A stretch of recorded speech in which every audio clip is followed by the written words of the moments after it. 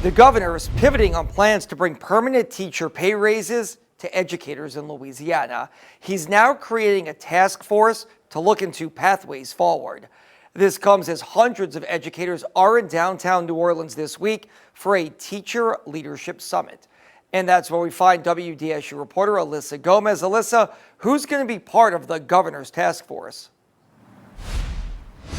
Yeah, Travers, well, that task force is going to include state legislators, state education leaders, educators themselves, business leaders, and more. Their plan is to look at all of the data, crunch the numbers, and try to change the way that education funds are divvied out throughout the state.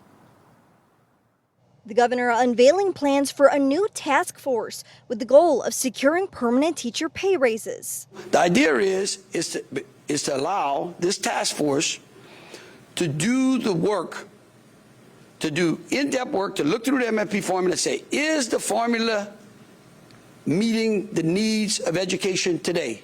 The MFP, or Minimum Foundation Program, is the formula that determines how funding is allocated to school districts.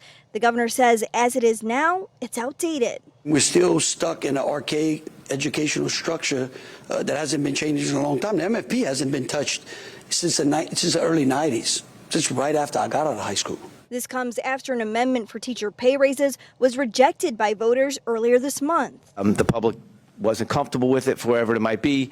I think a lot of us have taken to the fact that they want to give teachers a pay raise, they just didn't want to do it that way. Educators agree teacher pay raises are long overdue. And it's about time that we really start investing in teachers, because they are teaching, our kids who are going to be the doctors and lawyers, construction people for us, the next generations. And while the task force is a start, they say what happens beyond that is what really matters. We have task force this, a task force for that, task force over here, task force over there. But whatever the task force finds out, that they need to go ahead and act on it so that they can find a sustainable source to provide teachers with a pay raise.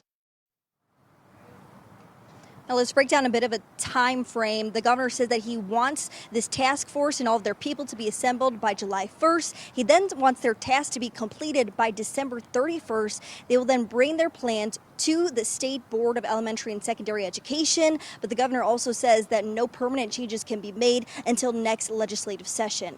Live in New Orleans, Alyssa Gomez, WDSU News.